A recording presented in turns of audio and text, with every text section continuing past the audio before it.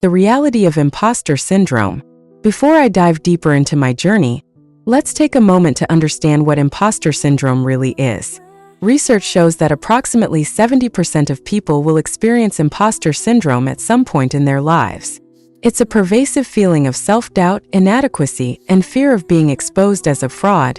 This phenomenon is particularly common among high achievers like myself, where the fear of failure is heightened by past successes and expectations. Studies also indicate that imposter syndrome can lead to anxiety, depression, and reduced job satisfaction, impacting not just our mental health but our overall quality of life. This is my story.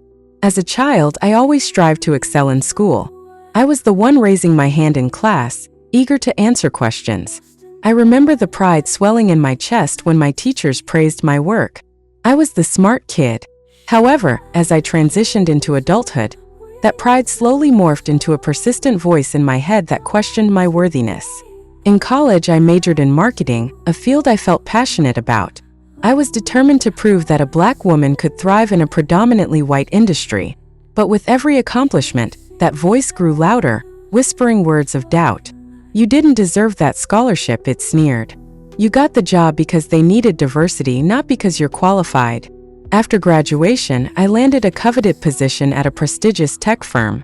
While my friends celebrated my success, I felt like I was on borrowed time. I remember the first major project I led. The weight of responsibility pressed down on me like a heavy blanket.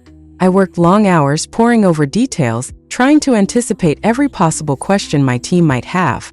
Each day, I walked into that conference room, my heart racing, fearing that one day someone would uncover the truth, that I was just pretending to be capable. Despite my efforts, the fear of being unmasked haunted me. I'd prepare for presentations meticulously, rehearsing in front of the mirror until my reflection felt like a stranger. During meetings, I struggled to voice my ideas, fearing that someone might tear them apart. When my colleagues praised my contributions, I would graciously accept the compliments while internally screaming, "If only you knew the truth." Then came the day that changed everything. I was scheduled to present a marketing strategy to our CEO and the board.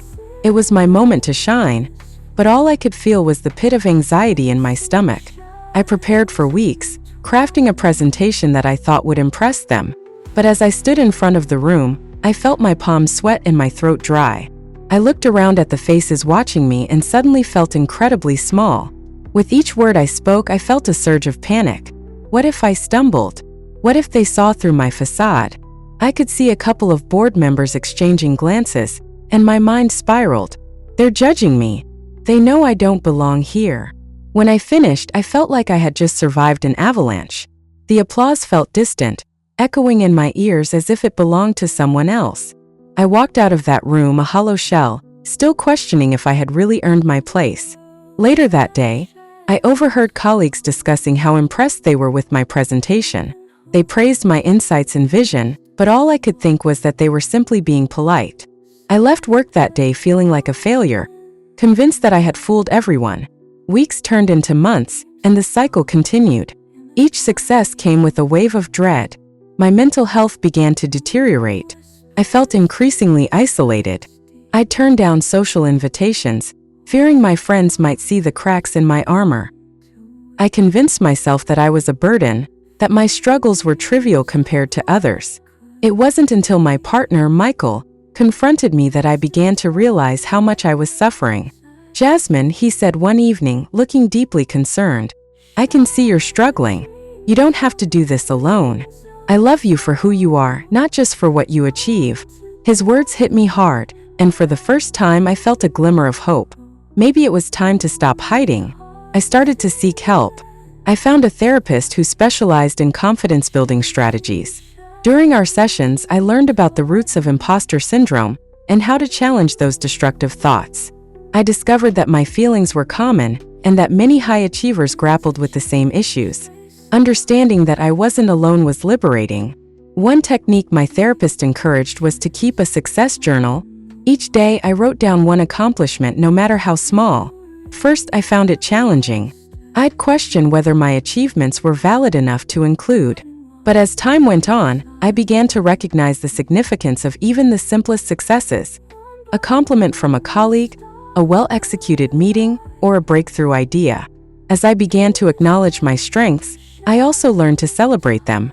I made a conscious effort to embrace compliments, thanking those who offered them instead of deflecting them. This practice shifted my perspective. I began to internalize the idea that I was deserving of praise and recognition. In parallel, I joined a professional women's group. Surrounded by other high achievers, I found strength in sharing my experiences. Listening to their stories, I realized that my struggles were not a reflection of my abilities, but rather a common thread that bound us. We encouraged each other, and I felt a sense of camaraderie that was both empowering and uplifting. With time, I learned to confront my fears head-on. I volunteered to lead more projects and pushed myself to speak up in meetings. Each time I felt that familiar rush of anxiety, I took a deep breath and reminded myself that I was capable. The world around me began to shift as I embraced my authenticity. I was no longer a fraud, but rather a woman on a journey of self-discovery. Eventually, I received a promotion, one I once thought was beyond my reach. As I sat in the office reflecting on my journey, I felt an overwhelming sense of gratitude. I had battled the relentless storm of self-doubt and emerged victorious. The journey wasn't easy, but it had forged a stronger, more resilient version of myself. I still face moments of doubt. They creep in unexpectedly, but now I have the tools to combat them. I remind myself that it's okay to feel uncertain sometimes, and that asking for help is a sign of strength, not weakness. Imposter syndrome may always be a part of my life, but it no longer defines me. If you are reading this and find yourself resonating with my story, know that you are not alone. The struggle against imposter syndrome is real, but it's a battle that can be won. Embrace your successes, seek support, and celebrate who you are. You are more than enough, and you deserve every opportunity that comes your way. Together, let's conquer those feelings of inadequacy and step boldly into our greatness. As I began to reclaim my confidence, I realized that my journey required more than just acknowledging my successes. I had to dig deeper into the root causes of my imposter syndrome.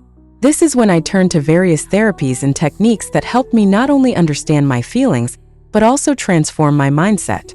Initially, I continued my sessions with my therapist, who introduced me to cognitive behavioral therapy, CBT. This approach focused on identifying and challenging the negative thought patterns that fueled my self-doubt.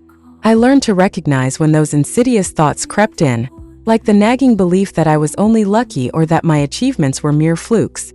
Each time I caught myself spiraling into self-doubt, I would stop and counter those thoughts with evidence of my competence. It was an ongoing process, requiring patience and diligence, but with each session, I felt more empowered. Alongside CBT, I also explored mindfulness and meditation. These practices became essential tools in my toolkit for managing anxiety and building resilience. I started incorporating daily mindfulness exercises into my routine, allowing myself moments of stillness to focus on my breath and quiet my mind. This not only helped ground me during stressful times, but also allowed me to appreciate the present moment without the weight of past failures or future worries. Support from my friends and colleagues was another crucial element in overcoming my struggle with imposter syndrome. I opened up to my closest friends about my feelings of inadequacy, and to my surprise, many of them shared similar experiences. We formed a support network, meeting regularly to discuss our challenges and celebrate our victories. This camaraderie not only alleviated feelings of isolation, but also reinforced the notion that we were all navigating our paths together. Another transformative experience came from attending workshops and conferences focused on personal development and leadership.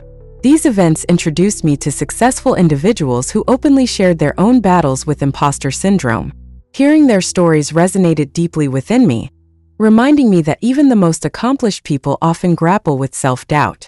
The realization that I was not alone in my feelings was incredibly liberating. I also committed to setting realistic goals for myself. Instead of aiming for perfection, I learned to appreciate progress.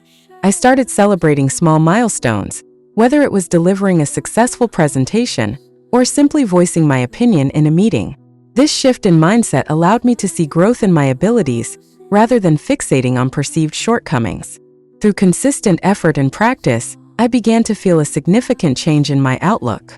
The tight grip of imposter syndrome started to loosen its hold on me, I became more willing to take risks, voice my ideas, and engage with my colleagues without the crippling fear of being judged. I learned that it was okay to ask questions, seek feedback, and acknowledge my limitations. Despite the progress I made, there was one key moment that propelled me to a new level of self-confidence.